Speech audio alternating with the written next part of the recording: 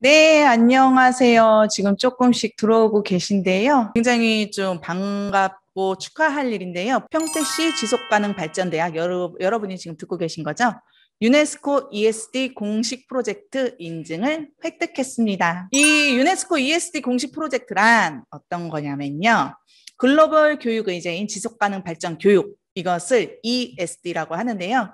이것을 한국적 맥락에 걸맞게 이행한 한국형 ESD 모델을 널리 알리는 것을 목적으로 하고 있습니다. 이 유네스코 ESD 공식 프로젝트 인증을 획득을 하게 되면 인증서가 발급은 물론이고요. 여기에 필요한 활동 지원금이 뭐 필요하다라고 우리가 신청하면 교부도 된다고 해요. 그리고 프로젝트 홍보 물품도 제공한다는데 이 제공하는 거에는 인증 현판도 있다고 합니다.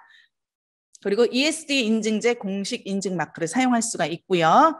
그다음에 유네스코 한국위원회에서 나오는 주요 발간물을 저희가 받아볼 수 있고, 그다음에 ESD 분야의 국내외 네트워크 활동에 참여할 수 있는 기회도 주어진다고 합니다. 물론 저희가 참여할 수 있으면 참여하겠지만 그때 여러분도 함께 하셨으면 좋겠습니다. 이상입니다. 아시는 분들도 계실 텐데요. 오늘 강의를 해주실 분은 송창석 박사님입니다. 먼저 양력을 소개하겠습니다. 송창석 박사님은 현재 거버넌스 센터 교육원장이시고요. 평택시 정책특별보좌관으로서 시민과 만나셨습니다.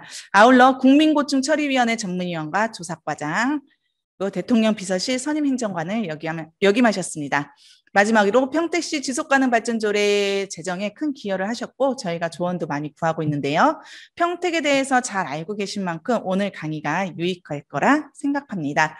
자, 오늘 강의해 주실 내용은 SDG의 협동이라는 큰 주제 안에 이해 관계자들의 역할과 협동의 이론과 실제라는 주제로 강의를 해주실 예정이십니다. 자, 지금까지 송창석 박사님의 양력 소개와 강의 주제를 말씀드렸습니다. 그럼 바로 8강 송창석 박사님의 강의를 듣도록 하겠습니다.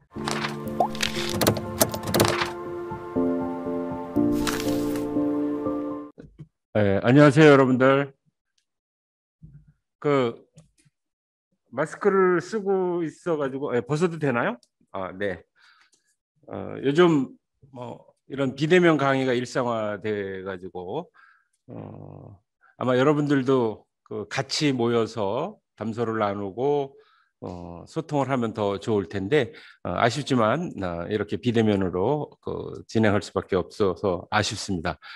오늘 지금 제가 드릴 말씀은 한 40분 동안 SDG와 협동, 주로 이해관계자들과의 협동의 이론과 실제, 이걸 뭐 다른 말로 한 단어로 표시를 한다고 하면 뭐 협치, 거버넌스라고 말씀드릴 수가 있습니다.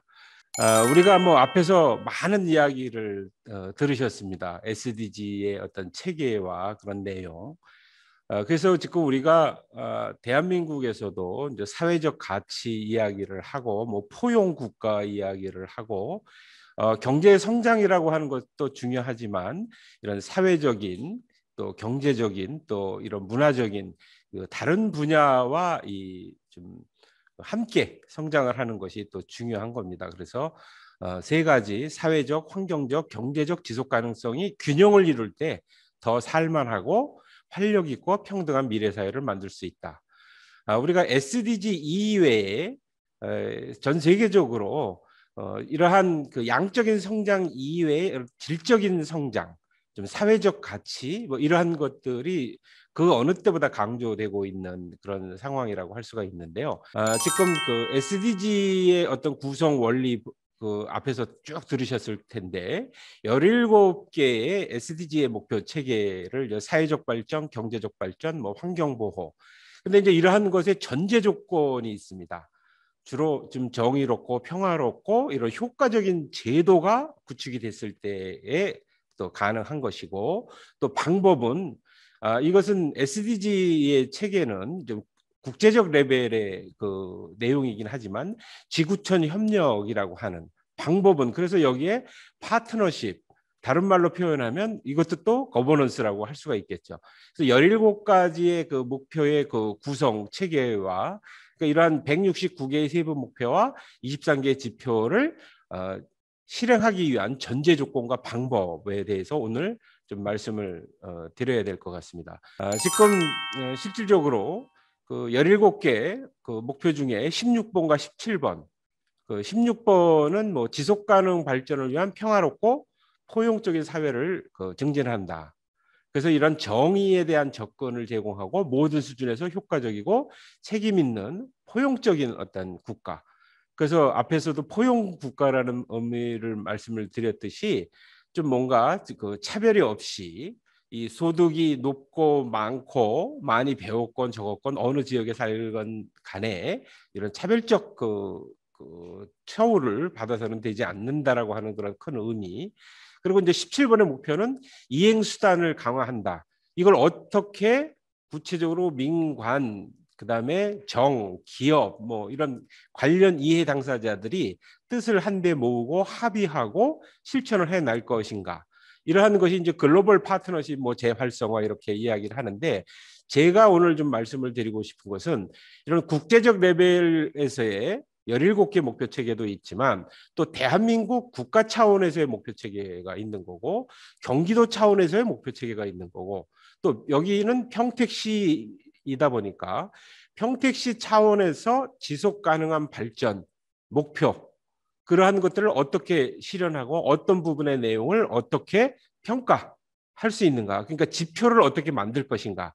여러분들이 이렇게 그 학습을 하고 또 지속가능 발전과 관련돼서 관심을 갖고 있는 부분도 범지구적인 뭐 지구촌의 그 국제적인 시민으로서의 역할도 있지만 일단 내가 살고 있는 평택을 중심으로 생각을 하고 합의를 하고 실천을 하는 뭐 이러한 부분들이 가장 기본이 되지 않을까 그 생각을 합니다. 그래서 이 자료는 아마 여러분들이 그 파일로 받으실 수 있기 때문에 또 많이 앞에서 이야기했던 거기 때문에 그 16번의 내용 그리고 17번의 그 내용을 좀 세부적으로 언급을 해놓은 건데 이러한 것들은 뭐 생략을 하겠습니다. 이 16번, 17번의 그 목표의 내용. 자, 그래서 오늘 좀 뭐 본론이 될 수가 있는데 SDGs와 그 시민사회의 역할, 사실 우리가 거버넌스 협치의 이야기를 한다고 했을 때 지금 우리나라를 포함해서 대부분의 국가의 공권력, 행정이 문제 해결력을 상실해 가고 있는 상황입니다. 그러니까 이전에는 80년대 이전에는 국가가 자치단체가 발생하고 있는 여러 가지 그 정치 사회적인 문제, 우리가 이야기하는 그 문제라고 하는 것들을 대응하기 위해서 다양한 정책 수단을 준비를 하고 그러한 것을 처방을 하면 그것이 어느 정도 효과가 있었어요. 그리고 문제가 해결이 됐었고, 그러나 오늘날의 그 우리나라를 포함한 대부분의 국가에서는 이러한 국가나 자치단체가 이 공적인 문제, 공공 정책의 문제에 대해서 손을 대면 될수록 이상한 방향으로 엇갈린다거나 아니면 근본적으로 문제가 해결이 되지 않는 그런 상태. 이건 공무원이 그 무능해서일까, 역량이 없어서일까? 뭐 그렇다고도 볼 수도 있겠지만 전 세계적인 현상입니다. 바꿔 얘기하면 지금 발생하고 있는 이러한 정책적 그 문제들, 이러한 것들은 너도 모르겠고 나도 모르겠고 어떻게 그 듣도 보도 못한 경우, 그리고 참 그 처치하기 곤란한 그런 문제가 되는 거죠. 그래서 우리가 이러한 것들을 그 시민사회 아니면 사회단체 관련 이해 당사자들과 집단지성의 힘을 모아서 같이 한번 고민을 해서 이러한 정책적인 대안을 어떻게 할 것인가, 그걸 기획을 하고 또 집행을 해보고 평가를 해보고 이러한 것을 민관, 정, 그죠? 관련 당사자들이 같이 합의해서 권한과 책임을 공유한다라고 하는 것이 이런 국제적인 흐름으로 돼 있고, 그걸 우리가 그냥 한 단어로 표현하면 거버넌스, 그렇지 않으면 협치라고 이야기를 합니다. 그래서 대부분 우리가 이제 뭐 협치와 관련돼서도 제가 평택시 정책특보로서 2년간 협치 추진 단장을 했는데 많은 부분에 대해서 질문을 하세요. 협치가 뭡니까? 근데 협치는 목적이 아닙니다. 협치라고 하는 것은 일하는 방식, 어떻게 문제를 함께 해결하고 꾸려가는가 하는 그 일하는 방식일 뿐이지 협치가 최종 목표가 될 수가 없는 거죠. 그래서 바꿔 이야기하면 이 SDG의 어떤 목표 체계를 수립할 때 방법을 협치적 관점에서 협업의 차원에서 경계를 넘어서 융합적으로 협업을 하고 같이 문제 해결을 해가는 이러한 것이 그 어느 때보다 중요하고, 이러한 것들을 그 이전에는 일반 시민 입장에서도 사실은 문제를 제가 좀 제기하고 싶은 게 뭐냐면, 어느덧 우리나라 국민들 시민들도 권리 요구형으로 빠져버렸습니다. 쉽게 얘기하면 이거 해주세요, 저거 해주세요, 이거 해달라, 저거 해달라 민원만 제기할 뿐이지 스스로 자발성에 기초해서 무엇인가를 해보려고 하는 동력과 의지가 다 상실이 된 상태입니다. 그러다 보니까 민원인 취급을 받게 되는 거죠. 그리고 또 행정에서도 이것을 어떤 시민들의 어떤 요구사항 이런 거를 민원으로 받아들여지는 거죠.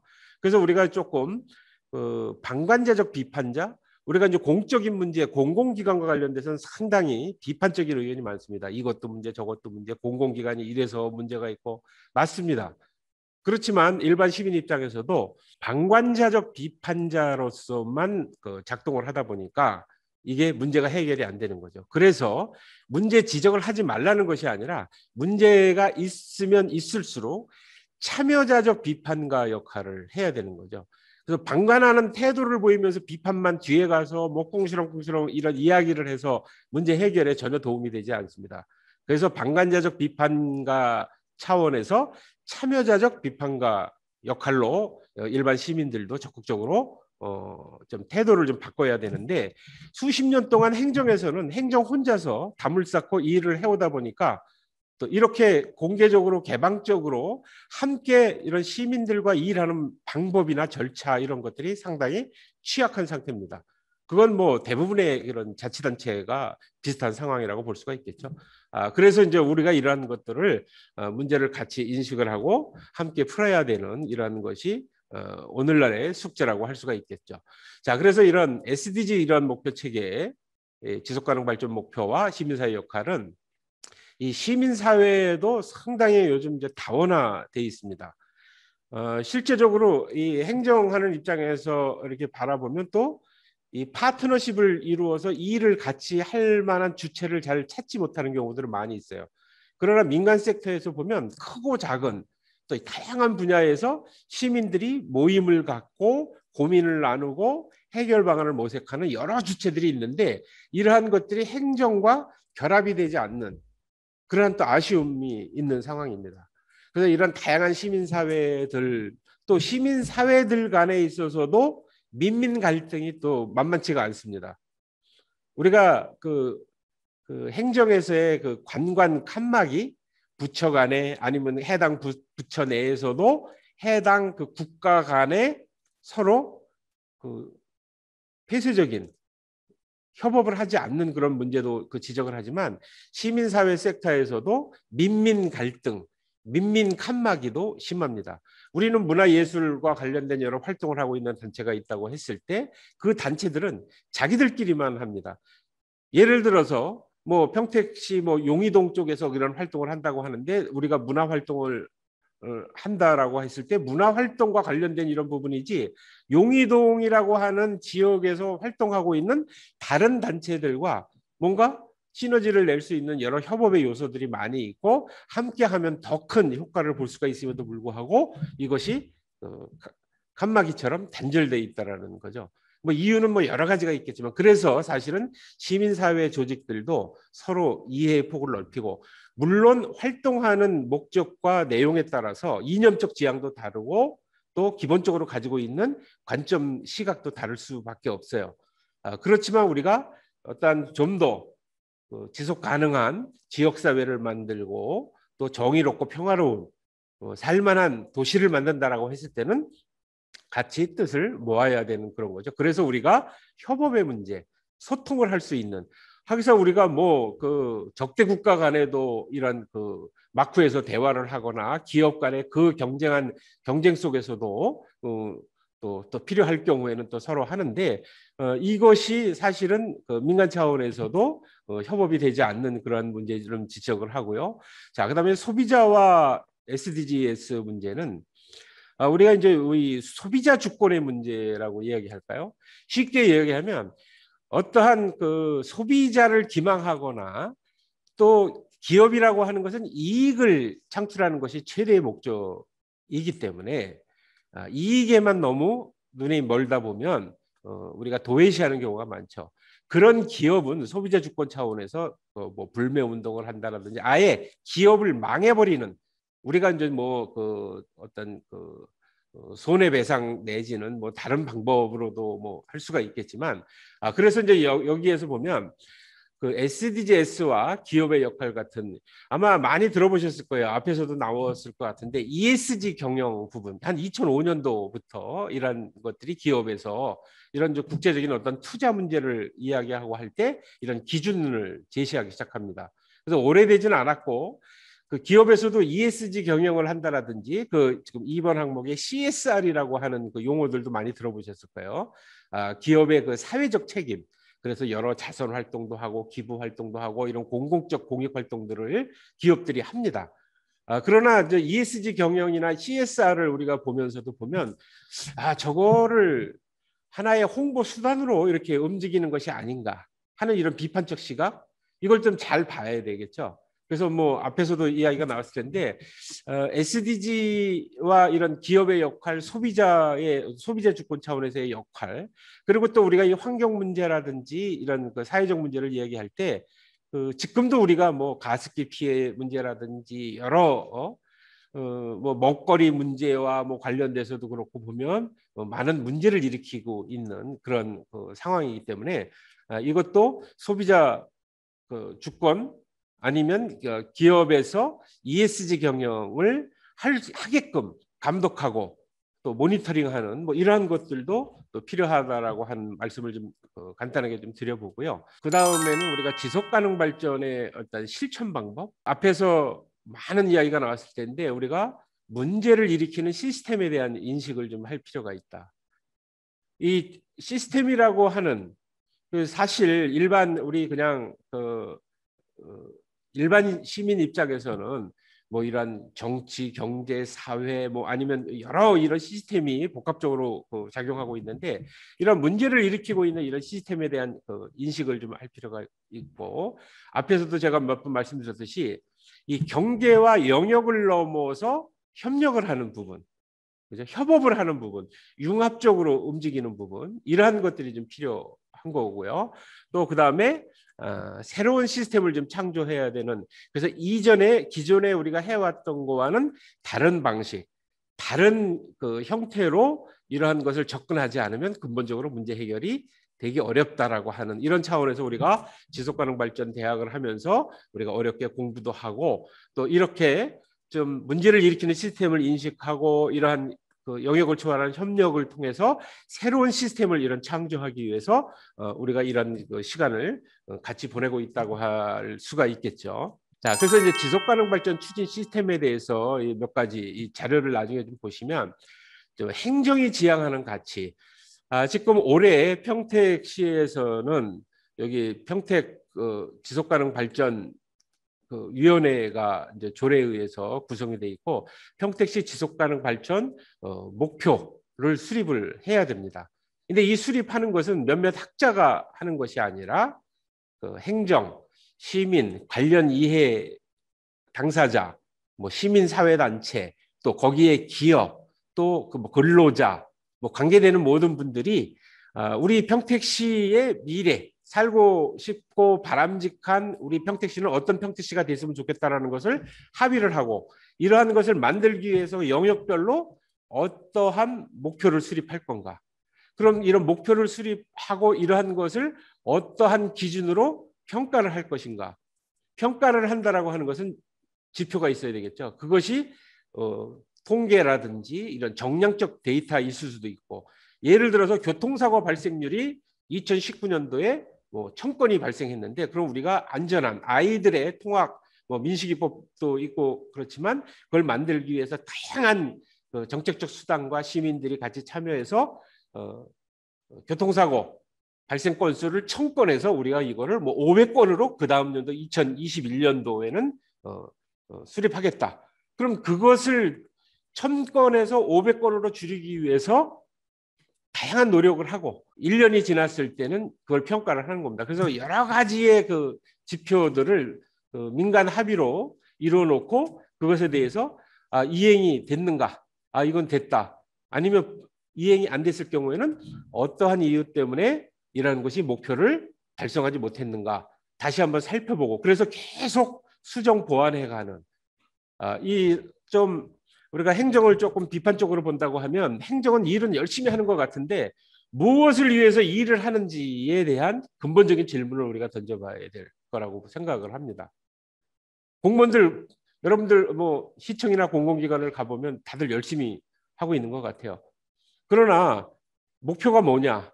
무엇을 위해서 저렇게 하고 있는가? 저 사람이 이 일을 열심히 하고 있는 그러한 것을 무엇으로 평가를 할 것인가? 이렇게 봤을 때 그런 목표 체계가 수립돼 있고 어떠한 것으로 평가를 하겠다. 그래서 우리가 이제 행정이 지향하는 가치 이제 저런 것들도 민간 합의로 바람직한 미래를 좀 바꿔야 되겠고 이번에 행정 패러다임의 변화는 아까 이야기한 대로 어떤 협치적 관점 그리고 세 번째로는 지표 체계를 수립을 해야 되는 거죠. 그래서 이거 행정에서는 이걸 되게 부담스러워합니다. 올해 이걸 평택시의 지속가능 발전 목표 수립과 이런 지표 체계를 수립한다고 했을 때 행정은 일단 방어적으로 나옵니다. 올해 이렇게 했다. 그러면 내년도에는 저거보다 더 높은 기대치를 반영을 할 것 같은데 이거 부담스럽다. 그래서 이런 목표 이런 지표 체계를 만드는 게 그래서 이게 큰 의미에서의 그 대타협을 이루어야 돼가는.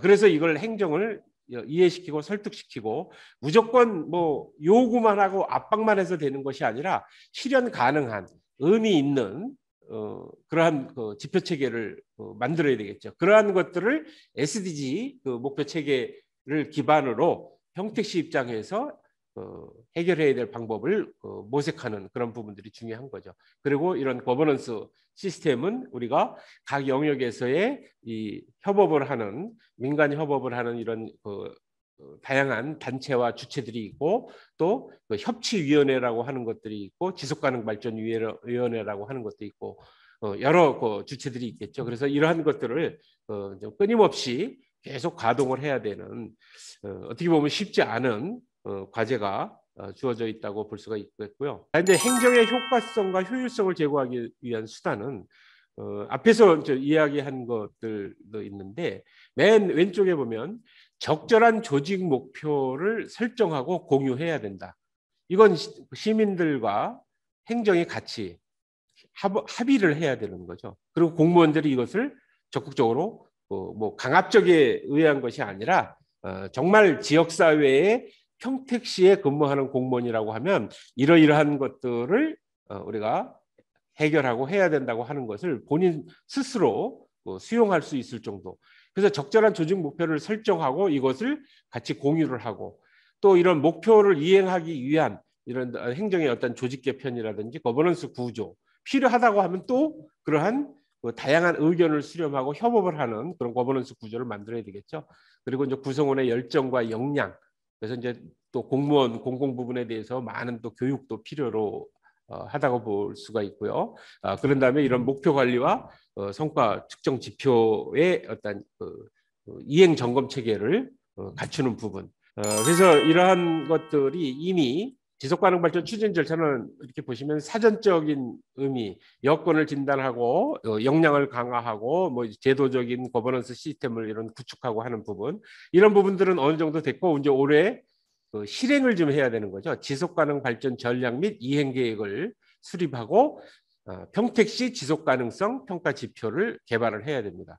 근데 이제 이런 평가 지표를 개발할 때 사실은 웬만한 각 영역별로의 그걸 연구하는 학자라든지 이런 사람 몇 사람이 모여서 가장 우수한 평가 지표를 만들 수는 있어요.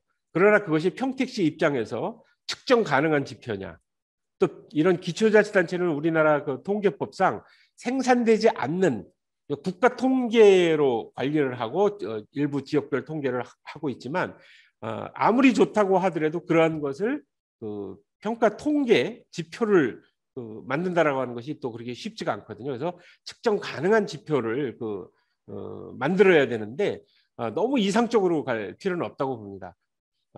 평택 시민들이 원하는 바, 기대하는 바 이러한 것들을 합의를 하고 이러한 것들을 각 분야별로 어떻게 했으면 좋겠다라고 하는 구체적인 이런 목표 이러한 것들을 어떤 방식으로 우리가 평가를 할 것인가. 거기에는 이제 정량적, 정성적 평가라고 해서 소위 말하는 이렇게 뭐 일반 시민들에게 만족도 조사처럼 설문조사나 이런 방식으로 하는 경우도 있는데 이것도 또 각 많은 또 비용이 또 수반되고 있는 그런 부분이기 때문에 지금 이제 몇몇 자치단체가 이러한 지표 체계를 뭐 수립하고 있는데 기초자치단체인 평택시 입장에서 적합한 그래서 큰 욕심 부리지 말고 같이 합의해가는 고민을 나누는 정도로만 서로의 생각과 내용을 공유하는 것도 아주 큰 의미가 있다고 볼 수가 있겠죠. 그래서 그러한 것을 실행하고 후속 조치로서 매년 평가 지표에 따른 이행 점검을 해야 되는 거겠죠. 이걸 좋아할 공무원은 없으리라고 보는데 지금 유엔의 입장이나 그죠? 지속가능 발전 목표 체계를 수립하고 우리가 이렇게 시간을 내서 하는 이유를 생각한다고 하면 점진적으로 그래서 공무원 사회를 움직이게 하고 사회를 바꾸는 데 있어서 가장 바람직한 것은 목표를 설정해주고 그것에 대한 성과 평가 지표를 제시해주면 공무원은 그 성과 지표를 달성하기 위해서 일단은 움직인다라고 하는 좀 우리가 약간 우스갯소리일 수 있겠지만 공무원을 움직이게 하는 방법 중에 하나가 그 방법입니다. 그래서 여러분들께서 평택시의 지속가능 발전 목표와 지표를 평택시 공무원들이 늘 염두에 두고 정책 결정을 할 때 어떠한 우리가 정책을 기획하고 준비하고 할 때 그러한 큰 틀 안에서 의사결정을 할 수 있도록 우리가 좀 압박을 해야 된다? 뭐 표현이 어떨지 모르겠지만 시민들이 계속 끊임없이 요구를 할 때 이것의 이행 가능성은 훨씬 높아지고 성공할 가능성이 높다라고 하는 말씀을 좀 드리겠고요. 자, 그래서 우리가 이제 지속가능 지표를 활용하는 방안은 각종 여러 분야의 정책적 지속가능성을 점검하는 수단으로 지표가 활용이 되고 또 정책의 평가 및 수정 보완하는 논거로 제시가 되는 거죠. 정말 열심히 했는데 한 절반쯤이 우리가 지표로 달성을 못했다. 그럼 그건 지표가 너무 과다하게 됐다라고 하는 것을 인정을 하고 수정을 해줘야 되겠죠. 그래야지 이걸 뭐 그냥 이걸 너무 강하게만 푸시를 압박을 가하면서 하게 되면 통계 조작의 어떤 사고가 발생할 가능성이 큽니다. 그래서 이제 이러한 것들의 어떤 계속 평가하고 수정 보완하는 방법이 있고, 그다음에 이제 조직 성과 관리의 도구로서 아까 말씀드린 대로 이 지표가 아주 중요한 역할. 이건 시장을 포함한 각 실국장들, 과장, 팀장, 팀원들까지. 그래서 그러한 것들이 팀 단위로, 과 단위로까지 평가를 받아가지고 우리가 이제 공무원들도 연말 성과급 뭐 지급하잖아요. 그래서 평가에 따라서. 그랬을 때 이제 부서 간 평가를 할 때 이러한 평가의 지표로서 평가 지표로서 그것이 자리를 잡게 된다고 하면 자연히 행정은 그런 방향으로 움직일 수 있다라고 하는 말씀을 좀 드리고요. 거버넌스 활성화를 위한 도구로 적용할 수 있다. 앞에서 말씀드렸고요. 그다음에 이제 여기는 이제 구민들로 되어 있다. 시민들의 지속 가능 발전에 대한 어떤 인지도를 제고하고 계속 참여를 유도하는. 그래서 외국에 이러한 지표를 운영하는 쪽을 이렇게 보면 지금 요 자료 화면은 수원시 지속 가능 발전 목표를 수원시에서 수립을 했어요. 17개를 뭐 내용적으로는 대부분 다 들어가 있다고 볼 수가 있는데 수원시는 10개로 잡았습니다. 저걸 하기 위해서 많은 회의와 그죠? 전문가들과 토론도 하고 합의를 하고 그래서 환경 그죠? 그다음에 오손도순한 뭐 사회 공동체, 넉넉하고 더불어 사는 산림 경제 이런 세 가지 큰 카테고리 안에서의 이런 목표 체계를 수원시가 합의를 해놓은 거죠. 그리고 저거에 대해서 매년 이행 평가를 하는 그런 체계. 저건 그래서 샘플로 수원시는 저렇게 했고 그밖에 뭐 도봉구라든지 아니면 몇몇 그 자치단체들이 하고 있는데 평택은 평택시 여건에 맞춰서 그죠? 평택만에 그죠? 이러한 지속가능 발전 목표를 수립을 해야 됩니다. 꼭 10개가 될 필요는 없는 거죠. 그죠? 이거보다 더 작아도 좋고 더 많아도 되고 그거는 우리가 같이 합의를 해봐야 되는 그런 상황입니다. 요거는 조금 좀 약간 차원이 다른데 NUA라고 하는 거는 New Urban Agenda라고 해서 전 세계의 시장, 군수, 지방자치단체장의 그 모임이 있습니다. 이클레이라고 하는 데도 있고 그래서 UN 헤비타트라고 하는 데서 SDG의 영향을 받고 그죠? 그리고 또 이게 이런 지역화 지금 제가 이걸 말씀을 드리는 이유는 평택시 우리가 SDG의 목표 체계를 지금 앞에서 이야기했다고 할 때는 그 국가 간의 국제적인 어떤 그 기준이 대부분이거든요. 이걸 평택시에 맞게 우리가 커스터마이즈를 다시 해야 되는 부분이죠. 그래서 이러한 것을 유엔 해비타트 도시 의제를 할 때 지속 가능한 도시, 자원 효율, 생산적인 도시, 생태 교통 도시, 저탄소 도시, 뭐 이런 지속 가능한 지역 경제와 구매, 이제 사회적 경제 뭐 이런 구매죠. 회복력이 있는 도시, 뭐 행복하고 건강하고 포용적인 도시 많이 들어보셨던 그런 내용입니다. 그리고 스마트 시티까지 뭐 들어가 있는데 요 최근에 NUA 요건 뭐냐면 2016년도에 키토에서 저기 20년마다 그 UN 해비타트가 이렇게 모여가지고 이런 의제들을 합의하고 결정을 하는데 그 뉴 어번 어젠다라고 해서 2016년도에 모두를 위한 지속 가능한 도시와 인간 정주에 관한 이런 키토 그 선언 합의를 했어요. 그걸 5가지 대표적인 걸 보시면 아마 여러분들도 원하는 그런 것일 겁니다. 첫 번째가 포용적인 도시입니다. 지금 뭐 우리 문재인 대통령도 뭐 포용 국가라고 하는 그 이야기를 하고 이 포용의 그 이야기를 많이 하는데 그래서 현재의 시민과 미래 세대가 살아갈 도시는 모두가 어떠한 차별도 없이 물리적, 정치적, 사회적 공간을 공유하고 이 도시에서의 이런 공간 부분, 적절한 주거, 공공재화 그리고 서비스에 접근할 수 있는 도시를 만든다. 이게 첫 번째로 포용 도시고 두 번째는 회복력이 있는 도시. 지금 우리 남부지방이 지금 엄청난 지금 폭우가 내리고 있는데 기후 위기, 그죠? 기후 변화 정도가 아니라 지금 사실은 재앙 수준으로 나타나고 있고 그래서 이제 여기에서 얼마만큼 회복력을 가질 수 있는가. 지금 우리가 코로나19로 인해 가지고 뭐 팬데믹 상황이 지금 장기화되고 있는데 뭐 이러한 것들도 한 그런 어떤 국가적 그 재난이라고 하겠죠. 그 물리적 재난과 뭐 여러 그 재난을 놓고 봤을 때 그래서 회복력 있는 도시 부분 그리고 세 번째로는 안전한 도시. 아마 이거를 우리가 여러분들이 평택시 지속가능 발전 목표 체계 수립할 때도 여성, 아동 뭐 이런 그 약자 이런 측면에서 보면 그것이 뭐 인권 차원에서의 어떤 그 도시를 만드는 그런 측면도 있지만 일단 안전성이 확보되어 있는 그래서 공공공간이 다채롭고 평화로운 공동체 그리고 또 어떤 특정 집단에 의해서 낙인이 없이 될 수 있는 그래서 여기에는 뭐 치안과 관련된 것부터 뭐 폭넓게 다 가능하겠죠. 우리가 요즘 뭐 화학 약품과 관련된 이런 그 사고 문제 뭐 별의별 게 다 나오겠죠. 그래서 여기 안전한 도시 그다음에 네 번째가 지속 가능한 도시를 NUA에서 합의를 했고요. 다섯 번째가 참여적인 도시입니다. 그래서 포용성과 소속감을 일으키고 사회 통합과 여기 지금 우리도 이게 평택만 해도 지금 다문화 문제가 외국인 노동자라든지 뭐 미군뿐만이 아니라 이런 국제적으로 지금 뭐 우리 그 뭐 안산이라든지 시흥이라든지 수원이라든지 이런 데도 보면 워낙 지금 한 거의 40여 개국에서 지금 외국인 근로자들이 그 활동을 하고 있고 점점 우리도 이러한 것들이 유럽이나 이런 데서는 뭐 어마어마하게 뭐 다 뭐 이동이 자유롭다 보니까 이렇게 섞여 있는데 그래서 이런 다문화 문제도 그래서 다문화 사회의 기초가 되는 문화교류를 확대하여 모든 시민들이 자유로운 사회 참여를 촉진하는 그래서 이러한 이 참여적인 도시의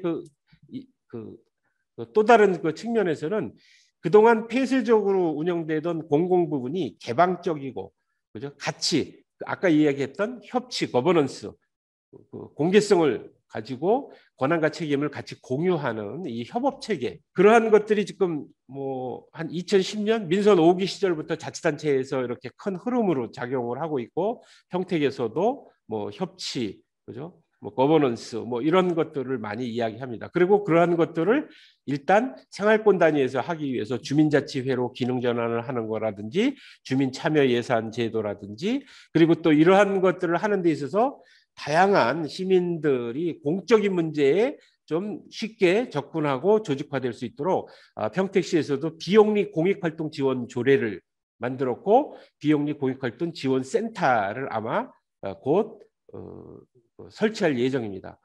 그 밖에 이제 다른, 이게 다 시민력을 향상시키고 시민들이 공공문제에 쉽게 접근하기 위해서 이렇게 제도적으로 협업을 할 수 있는 그 시스템을 만드는 것도 중요하지만, 또 공간 마련도 중요하죠. 시민들이 모여서 회의를 하고 학습을 하고 할 수 있는 이런 공간들도 제공하기 위해서 고민을 하고 있는 것으로 알고 있습니다. 그래서 여러분들이 지금 지속가능 발전 SDG가 이렇게 NUA까지 이클레이를 통한 이제 도시정부 차원에서도 서로 영향을 주고 지금까지 계속 확대되고 있다고 하는 말씀을 드리고요. 이 거버넌스 좀 외래어라 좀 낯설기는 한데, 거버먼트가 아닌 거버넌스라고 하는 이게 등장하게 된 배경을 서구와 우리나라 이렇게 비교해 보면 큰 차이가 있습니다. 한마디로 이야기하면 외국에서 이 거버넌스가 등장하게 됐던 거는 국가나 지방자치단체가 재정적인 파탄 상태에 왔기 때문에 국가가 지방자치단체가 모든 것을 예산을 투입해서 운영할 수 없는 재정적 악화된 상황의 문제를 공동체에게 손을 내민 거예요. 서구에서는. 그러니까 주민들이 스스로 뭐 돌봄 문제와 노인 복지와 뭐 도시를 운영하는 데 있어서의 이런 부분들을 공동체가 스스로 적은 비용으로 했으면 좋겠다. 이렇게 좀 해달라. 그래서 공동체를 활성화시키는.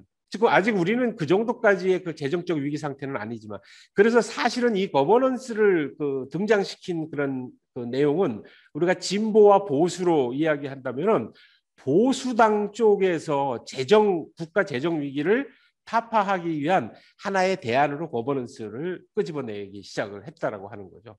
그러니까 전혀 우리와 결이 다른 겁니다. 한국에서는 이것이 진보 쪽 계열, 그죠?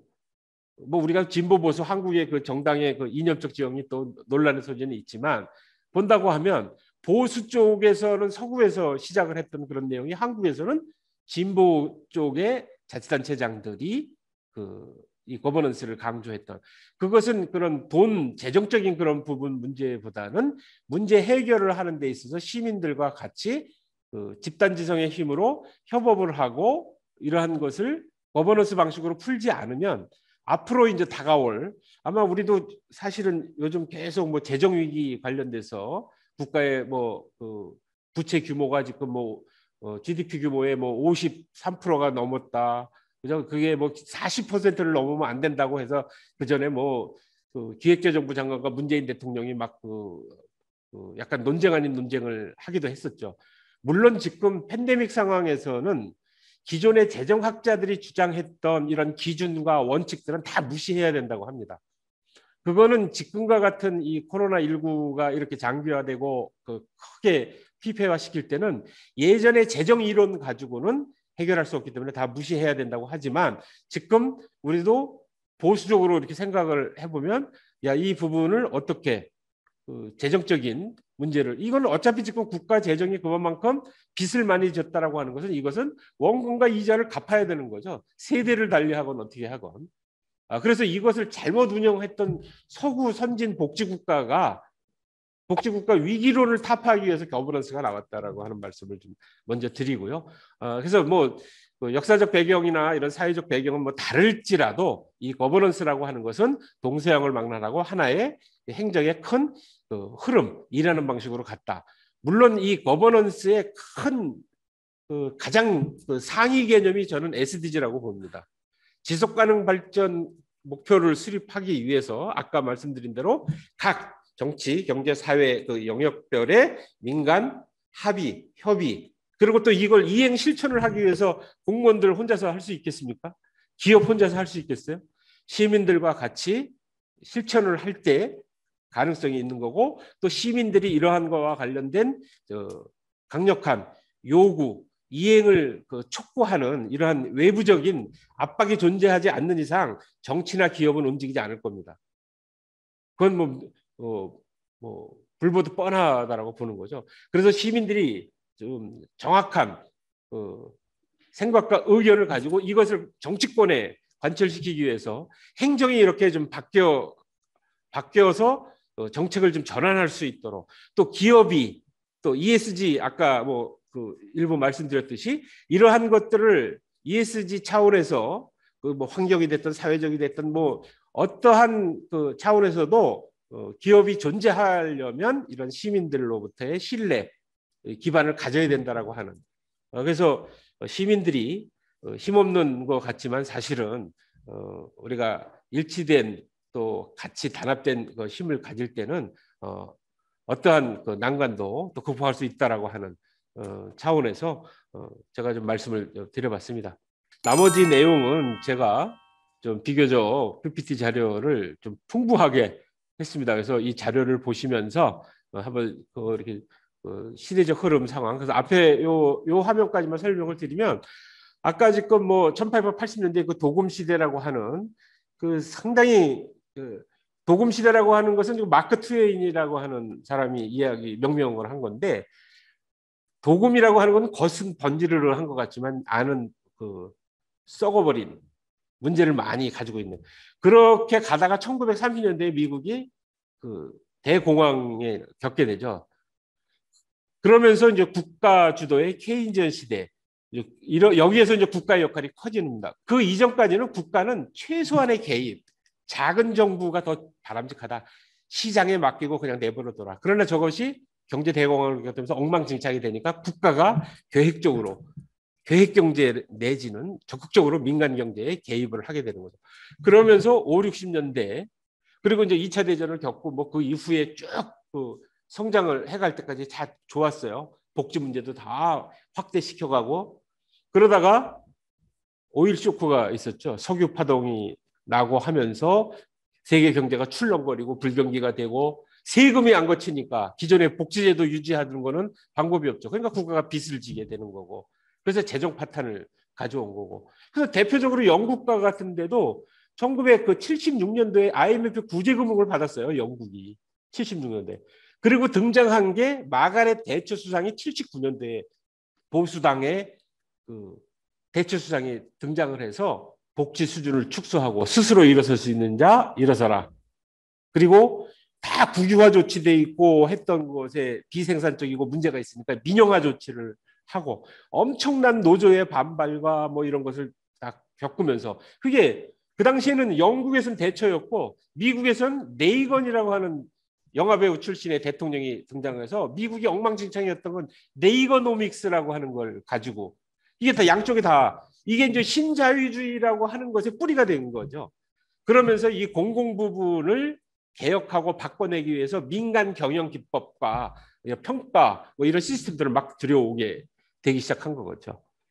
그래서 80년대 이제 신자유주의가 생겼는데, 그것도 또 지금 버블이 발생을 하고 2008년도에 미국발 금융위기 리만 브라더스 사태라고 들어보셨을 거예요.